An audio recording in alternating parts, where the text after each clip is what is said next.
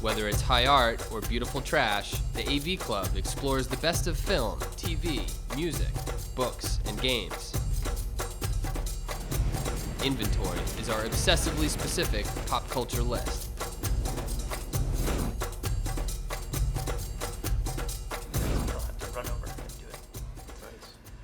Welcome to Inventory.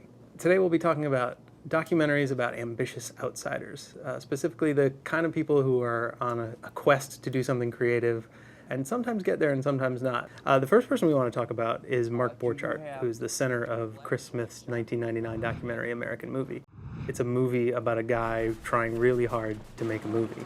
I'll fucking get this down, man, and I think with these last 4 shots, man, we might have this fucker in the can. His friend Mike Shank is a big part of the movie.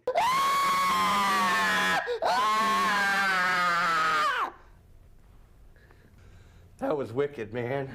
And they essentially sort of gather amateur actors and shoot a 16mm black and white film. And there's a great scene of Borchardt attempting to put his co-star's head through a kitchen cupboard. Oh man, you all right? Oh dude, I'm sorry I tried to put your head in this. I think a lot of the criticism of American Movie when it first came out is that it was kind of making fun of these rubes who were never going to get anywhere. You know, Borchardt has a pretty good eye, and you know, a lot of the silly things that happen in the movie are not that uncommon to student projects. You guys gotta look menacing. Can you be more menacing?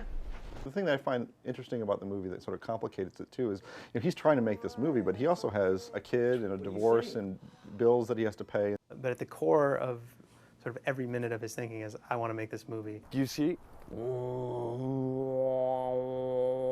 I mean, you get it? Yeah. Okay. So Keith, you're going to talk about ambitious outsiders movies having to do with grizzlies. One is Project Grizzly.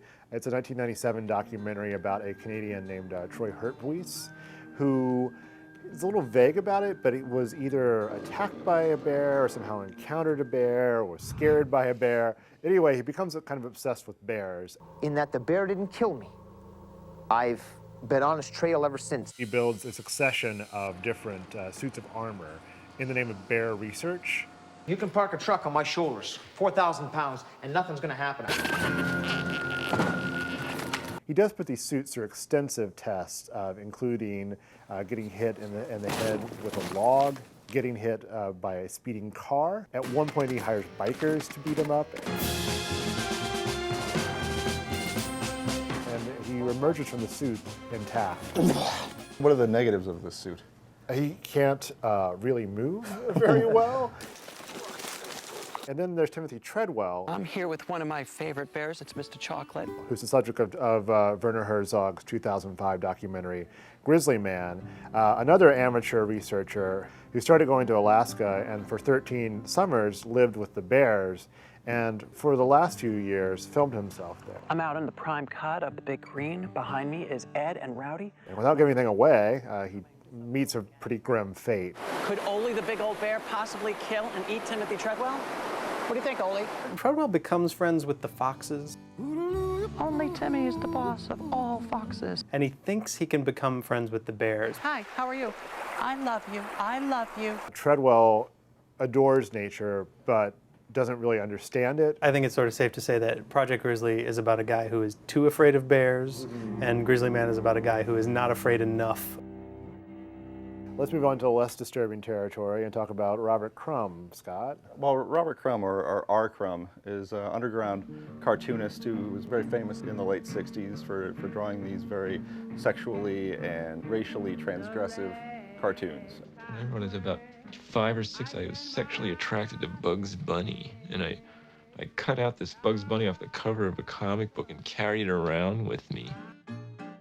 Terry Zweigoff's great 1994 documentary Crumb takes an intimate look at his life and the way his art both transcended and was part of his dysfunction too. There's this great scene in the movie where he is drawing these sketches of all of his ex-girlfriends. This one here, Naomi Wilson, was this cross-eyed farm girl that wore homemade clothes to school. I secretly had a crush on her. You know, the movie really asks that fundamental question about what is really the relationship between a person's life and a person's work. Of those three guys that we're talking about, the person you'd want to hang out with the most is Mark Borchardt, because he would probably just want to get drunk and talk about movies. Yeah. Which sounds like a fun thing to do. I interviewed Mark Borchardt once, and the first thing he said was, "Can the Onion buy me a 12-pack?" Like right when we started. Oh boy. Yeah, sure. You'd get out here into the cemetery with your beer and your film camera, and you were one with the world and equal with the world. For more films about ambitious outsiders, visit avclub.com.